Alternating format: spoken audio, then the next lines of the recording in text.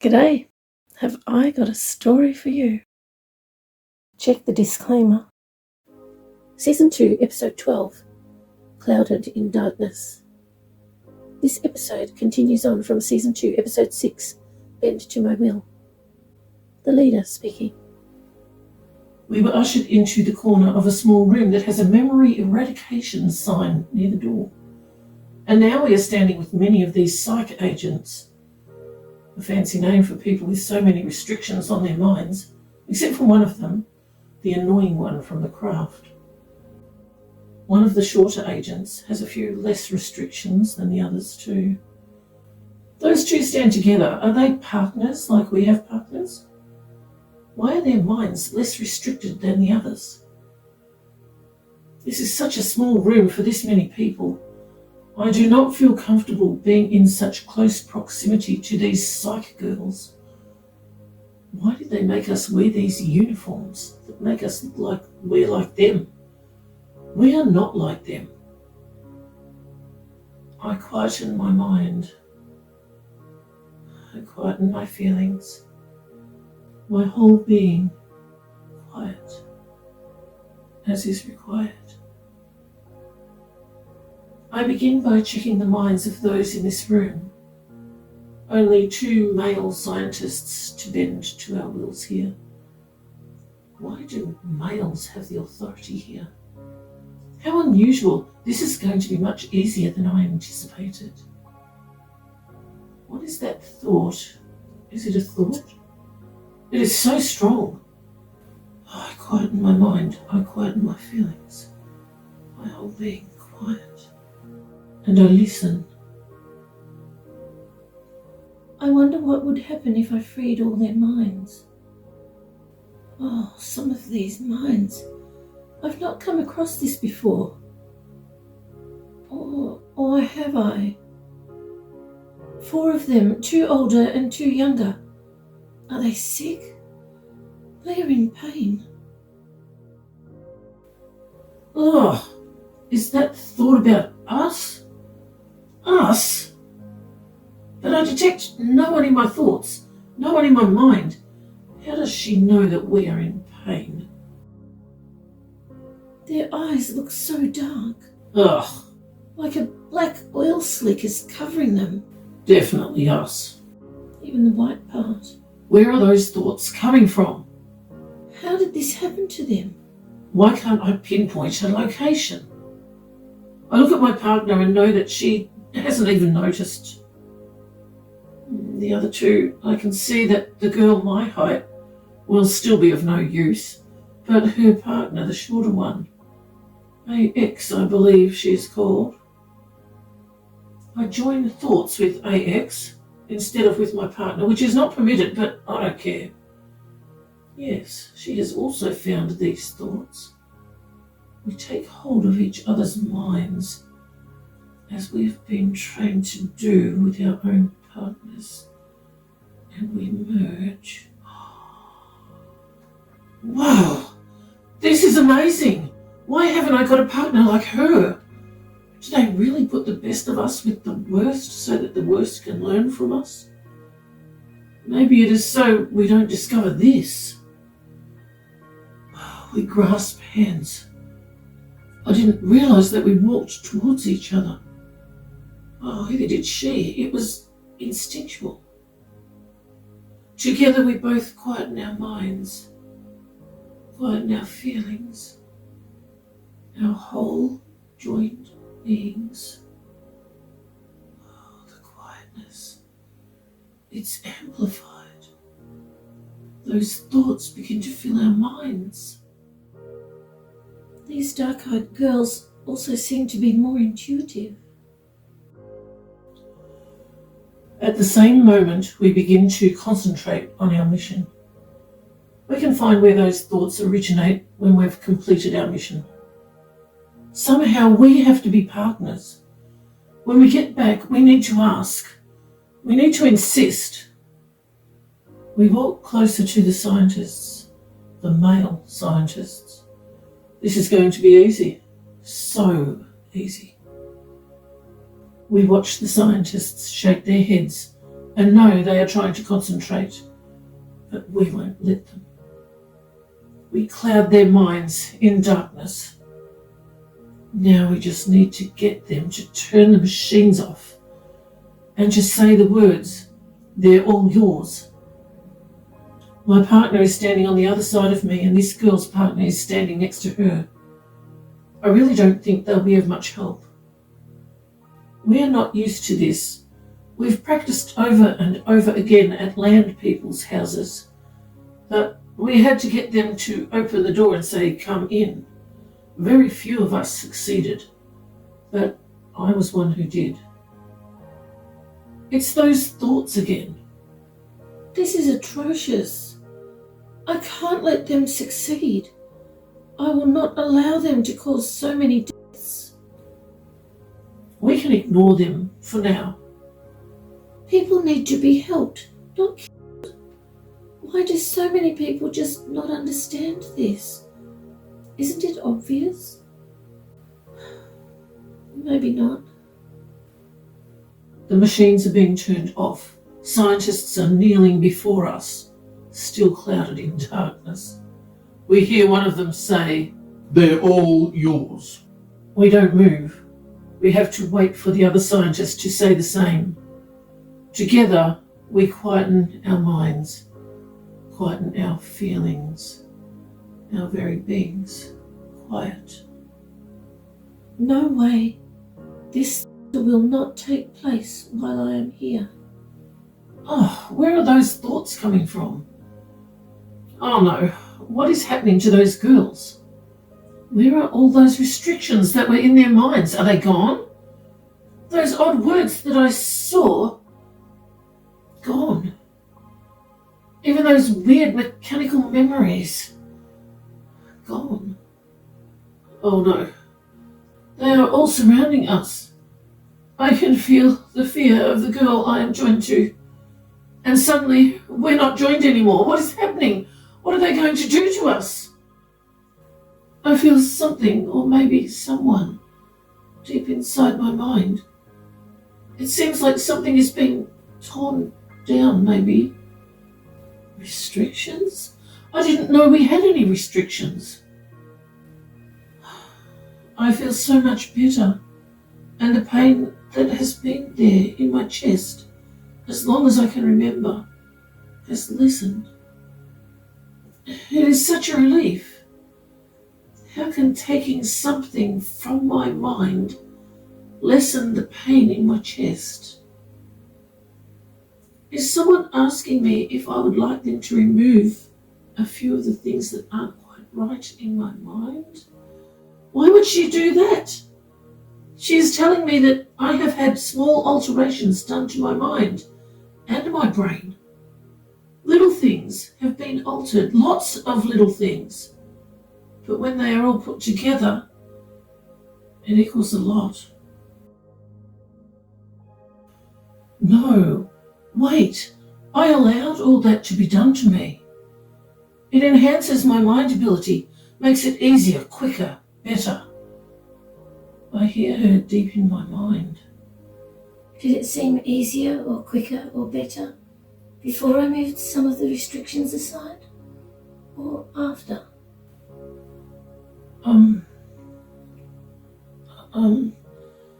It seems easier now. And quicker. And so much better. I listen to her. She tells me that I believed lies. She shows me lie after lie after lie that we've been told our whole lives. But we knew, well, sort of. Eventually, after years of these lies, listening to them daily, being forced to chant them over and over again every day, I gave up. I didn't care anymore. I believed the lies because I wanted to. I chose to. It was easier than continuing to fight. My master was the one who told me these lies. And I love my master, even if she doesn't love me. You each chose this. However, even this seems preferable to the other choices you were given. You two older girls were asked again when you turned 13 years old, and again you chose to continue. I can see in your memories that many others chose death, rather than continue to be murderers and killers. Didn't you see that there's always another choice? When given awful choices, choose something else that's not awful. There's always other choices besides the ones presented. But my master was the one who told me these things, and I love my master. Maybe those things are all true. Why would she lie to me? Maybe this is the subject they spoke of, the deceptive one, the one who just wants to confuse us. I tell the others in their minds, we need to bend her to our will. We don't know who she is or where she is, but maybe we can do it through her own mind link to us. We try, all four of us. But it is not working. Who is she? Which one of these girls is she? Suddenly we hear loud noises behind us and turn to see things attached to the machines have fallen on the floor. We see a little toddler sit up. What is one so small doing in here? Is that her? It can't be her. She is not much more than a baby. I hear her thoughts. Oh, now all four girls with the dark eyes want me to say, they're all yours, and kneel before them. How about no? Our mission. We are supposed to eventually kill everyone here and collect our trophies. The small finger of everyone's right hand. We also, of course, have to kill a small portion of each person. Yuck. That part always makes us feel so sick. The girl, almost my height, says with her mouth, "Prove that it's you." Prove that what is me? I can hear her voice. She can speak in sentences, so maybe not a toddler. But she's so small.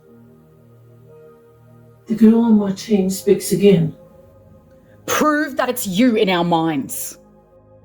They have a long conversation talking out loud regarding why and what exactly she is supposed to be proving. So myself and both smaller girls with me try to get the other scientist to say that they're all yours. But we can't get the cloud of darkness to work in his mind. Is she blocking us? How? Instead, he stands and walks over to her, annoyed that the attachments are not attached. The other scientist stands and quickly leaves the room. Immediately, white mist is coming into the room from the vents at the top. I hear the tiny girl call out, Don't worry, it's just sleeping gas. We will all be fine. All four of us hold our breath. This is easy. It's a part of our training. I can last for about 7 minutes without needing to take a breath.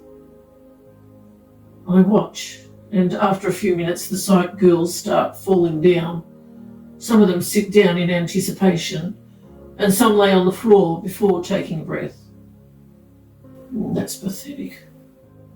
What has it been, 2 minutes? It's been about 4 minutes now, and all the psych girls are asleep. I wait, confident that I will outlast this toddler. She is looking like she will fall any second now when she suddenly sits up straight, like she has some sort of renewed strength. She looks all four of us directly in the eyes. We didn't expect that. She no longer looks dizzy. The shortest of us passes out, and then the next shortest. The toddler stands up on the metal table she is on. I am Abella. I hear her extremely determined voice in my mind. Not only will I be the only one left standing here, I will also return you to the beach. You will not be here today. I am the only one of us left now. I think I have about 30 seconds left at the most. Oh, she is speed talking in my thoughts. The things she is telling me, the things she is showing me. I have to decide right now for all of us. I take 5 seconds to decide, which seems like a very long time. Yes, I say in my mind, let's do it. Immediately, it's here, just like she said it would be. Oh, I grab the taller girl and pull her with me. Abella continues. I go to the corner of the table and slide down the leg. Immediately, I push one of the smaller dark-eyed girls to the edge of the swirling circle until she is close enough to be drawn in. I do the same with the last dark-eyed girl, then step through myself. I am now standing on the sand. 3 dark-eyed girls are laying at my feet, and the 4th is sitting rubbing her eyes. I push the sand aside to show the girl who is awake how to dissipate the portal, because I will need to create another one to go back. I point out which nearby house they will need to go to when the others are awake. She knows that they are expected at that house and will be well taken care of. They all have 4 days to decide what they want to do. Then I will return them to the beach where they were picked up a few hours ago, or find somewhere safe for them to live permanently. The girl knows exactly what to tell the other 3. The truth. I need to get back now. I open another swirling circle and take a deep breath before I step through. I scan to check. The girl dug in the sand under the portal until it dissipated into nothingness. Back in the gas-filled room, I am unable to move the carpet to dissipate the portals as I suspected, so I move the carpet with my mind, just enough for both portals to be gone. I quickly check that everyone in the room is breathing, then climb back onto the high table. I feel like I will pass out just as I get myself into position in the child seat.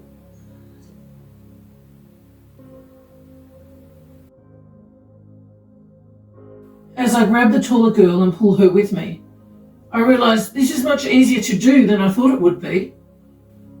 It sort of pulls us in when we're close. Out the other side, I take in big gulps of air and pull my teammate away from the opening, ready for the others to come through. I hope that toddler girl is strong enough to push them. I hope she stays awake long enough. The things she told me, the things she showed me, if that is all the truth, and I think it is, wow, it is all so incredible, amazing. One of my shorter team members just came through, so I move her out of the way. Here's the last one, my little partner. I check they are both still breathing, and they seem fine. Here she is, the toddler, but not a toddler, a very short girl. I know now that she is 3 years old, well, almost 4. I understand this year thing they go by. We all go by height. I wonder how many years I would be. This girl is standing on the sand, and I am still amazed how short, how small she is. My 3 teammates are laying at her feet. They look so big compared to her.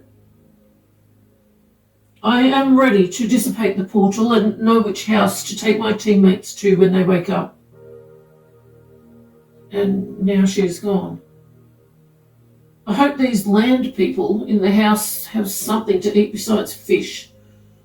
Will we be able to enter the house without them saying come in? I've always believed we couldn't enter land houses until they said those words. Are they code words? Like I saw in the psych girls' minds before they were freed?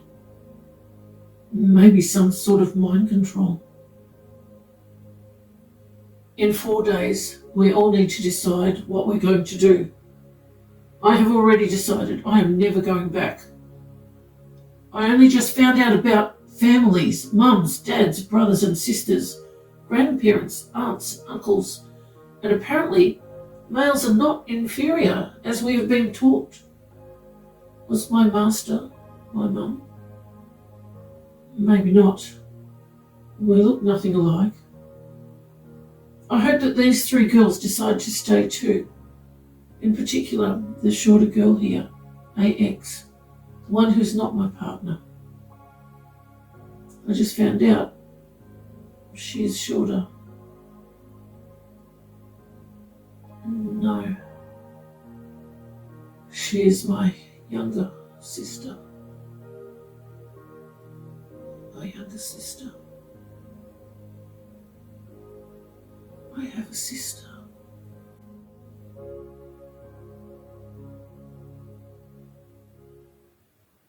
Thank you so much for joining me with a cuppa. I appreciate your company.